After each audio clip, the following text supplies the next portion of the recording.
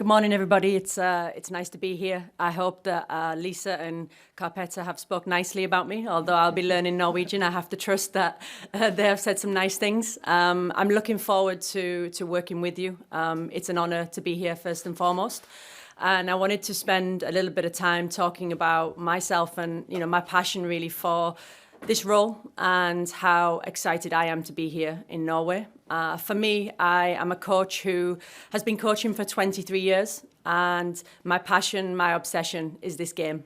I am from England. I was developed through an English system from a very early age, a very successful English system as a coach. I have worked with every age group in youth national teams and senior international teams, and attending 7 international major tournaments as both an assistant coach and a head coach. This passion for international coaching for me is the most important thing. And I've been an international coach for 12 years now.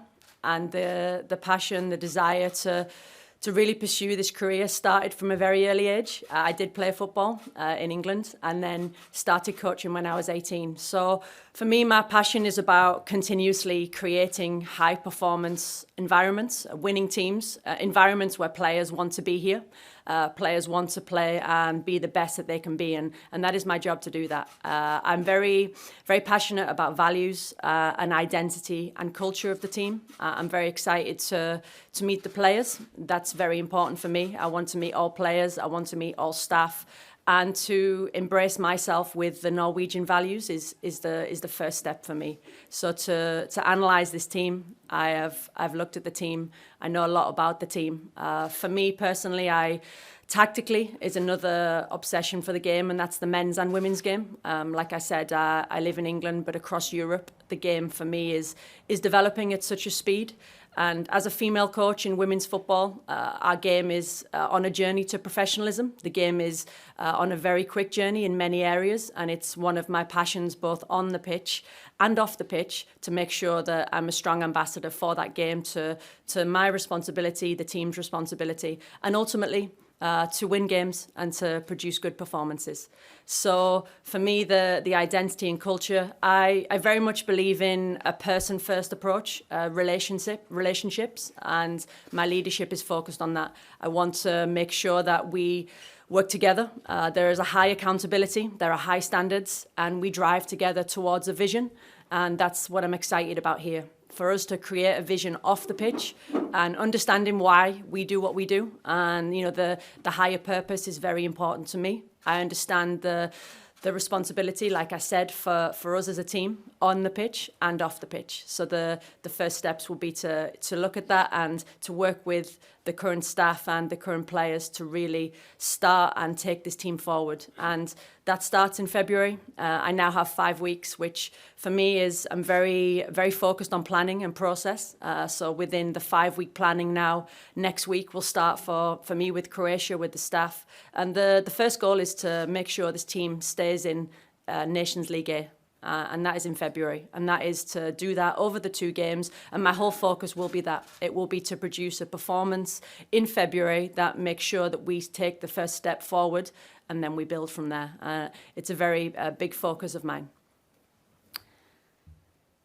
I think for me, you will get to know me in my values and how I like to work. I do like to be very honest. I like to talk about the game in depth, tactically, the development of the game, both men's and women's. I work with FIFA and UEFA as a tactical expert for both of those organisations. And for me, like I said, international football as a whole, is a passion of mine. My weekends are often dictated to by the football programme. So today I will fly home, and then Saturday, Sunday will be planned around the games, and that's how my life is. It's been that way since I was 5 years old.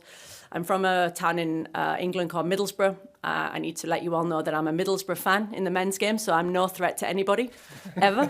So we can talk football, although we did beat Chelsea this week. So that is something that I will talk about, because when I was younger, the team, that's how I first fell in love with football. That team, the place, and I'm very proud to be from Middlesbrough and the values. We did have a player. I was speaking to Carpetta yesterday, Jan Fjotov. and he was a very big player for me when I was younger. So I look forward to meeting him and hopefully not trying to be a fan with him. But he was, yeah. You should. No, I shouldn't. I shouldn't. Keep it down. Yeah, keep it down. But he was very big for me when I was younger, which my dad has been speaking to me about this week. So, like I said, I very much look forward to working with you. I am very honest, very open. I love football. I want to take this team forward. I want us to win. I want the team to be as successful as we can be. Thank you. Flott. Da åpner vi opp for spørsmål fra salen. Kan dere tegne dere, de som har spørsmål? Vær så god, TV 2. Frederick from TV2. Welcome to Norway. What tempted you most about this job? Yeah, it's a few things. First of all, the talented players in this group. You know, I see these players. We have world-class players here. The opportunity to work with a team with such high potential is the first thing. I'm a coach. The first thing I want to do now is get onto the grass. The next time I see the players is in 5 weeks. I wish that was tomorrow. I want to see them. I want to work with them. I'm excited for that.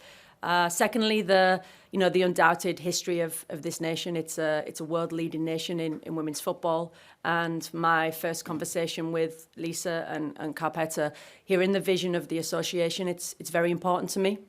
For me, I have to be in a place that I believe in, also the vision, the strategy and the future, as well as being excited by the players. So it was both of those things for me. I have to feel like my values and I can be my very best here, because that's what I want to be. I want to be a very successful coach here. I want to represent this country in the best possible way. So both of those things for me, it was the players on the pitch, but also the association and the leadership here.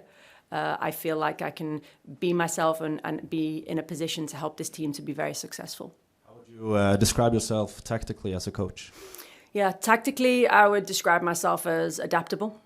For me, I'm very much focused on how to get the best of the players that we have. So yes, within different formations and different styles, but for me to look at the strengths of this team and to get those players playing at their very best is my tactical adaptability. So that will be in different formations. I want to be able to analyse the opposition, but actually the main focus will be on us. So if the opposition is 30%, say for example, 70% will be our principles, our way of playing, and that will be based on the players that we have and the philosophy around how we play. You will still live in England. Can you tell us a little bit about the background for that choice? Yeah, so as an international coach for 12 years with England and most recently with Wales, to live in England is a good base for me in terms of the rhythm and the work. You know, I know how to work very well within a rhythm of the cycles with international windows. For me, it's important that I will be in Norway, England, Spain, France, across Europe, because I will be at games. There are a number of our players that play in the WSL. That is obviously an opportunity to watch fixtures, but I will be very strategic with my time. I will be in Norway, I will be in France, I will be in Spain, I will be in Italy. So it's a job that I know very well. As an international coach, I know how to get the best, but also as well, it's important for me to be here in Norway. It's also important for me to have the time to plan, to execute, because for me, the 10 days of camp is my most important 10 days. So to be able to build relationships with the players off camp, then to deliver on camp will be the best way of working for me. How often will you attend matches in Toppserien? Yeah, I will be. I'll be strategically planning that out. So with the staff that we have, it will be very strategic in terms of attending games. You know, for me, the Champions League games will be a good opportunity. You know, I'm very impressed with Brann and their progress in the Champions League. So I will very much plan out. The first priority is February, the camp. After that, I will look at the fixtures and decide with the staff the best way to spend time. But certainly for me, one of the most important things with every club is to build relationships. I look forward to contacting the clubs in Norway as my existing contacts in England and across Europe, because the club managers and those relationships are a very high priority for me. Tack.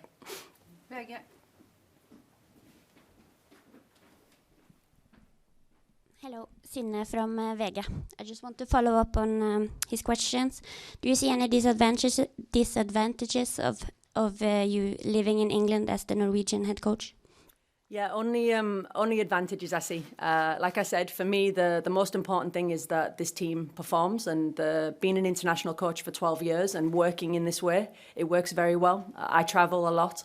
It's a base for me, and that's about it really. You know, I'm more traveling than I am at home, but the base gives me an opportunity, like I said, to see the WSL players, but also it gives me a good base. You know, it's actually, I know we have some of the Welsh media on the call today.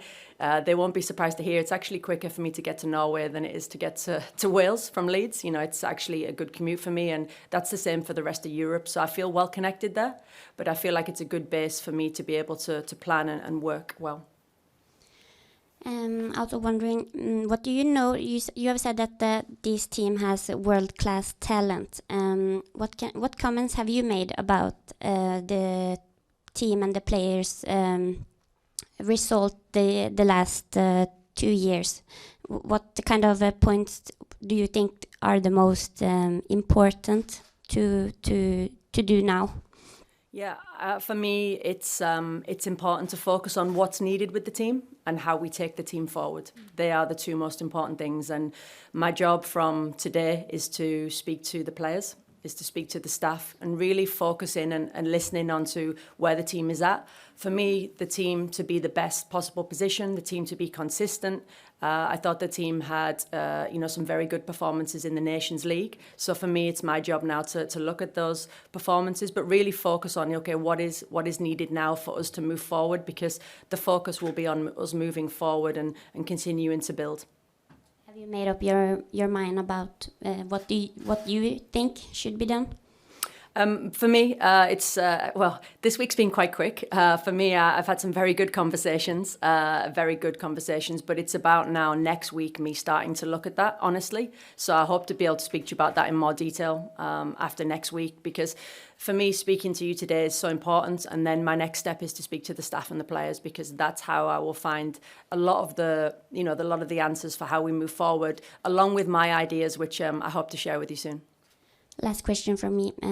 What advantage do you think you have as an English coach for a Norwegian team? What can Norway learn from England? Yeah, I mean, so for me, I've been developed through a very successful system. My strengths here will be around my expertise around international football. It's like I said, it's 12 years now. It's every international tournament. It's every age group.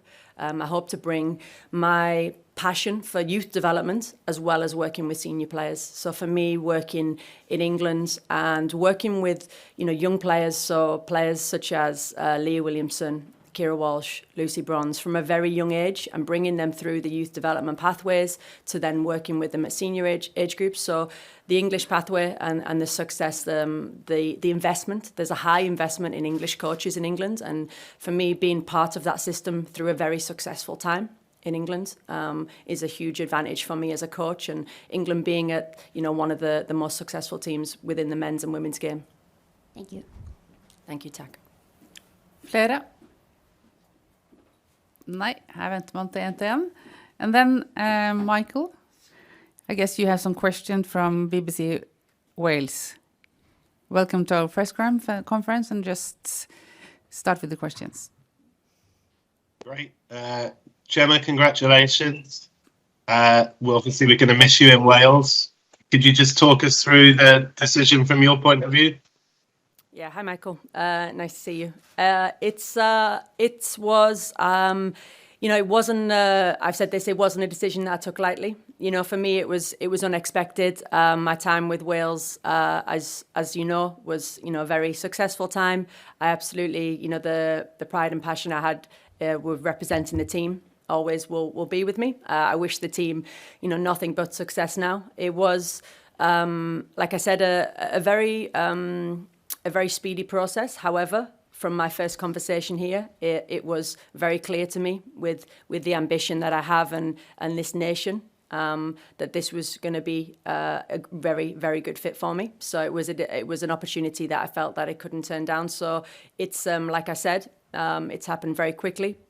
it wasn't a decision I took lightly, and I think that you would know that knowing me in terms of the opportunity here, the excitement, but also, like I said, the vision of this nation and the way that I feel I can lead this nation. And if there's any regrets, is it just that you didn't manage to get Wales to a major tournament? Obviously, with Norway, you should have no problems with that. It's more going to be an aim to kind of win a major tournament. Yeah, for sure. I think it's timing in football. And life is always interesting. You can never plan for the timing, and of course, the timing of this just before the European qualifiers is a fair reflection. But for me, I believe that the Welsh team is in a position to qualify for a major tournament, and it's now for the next coach there to take that team forward with those foundations. And I know that team is ready to take those steps with the work that's been delivered. So I'm excited for that team to do that and to reach that goal.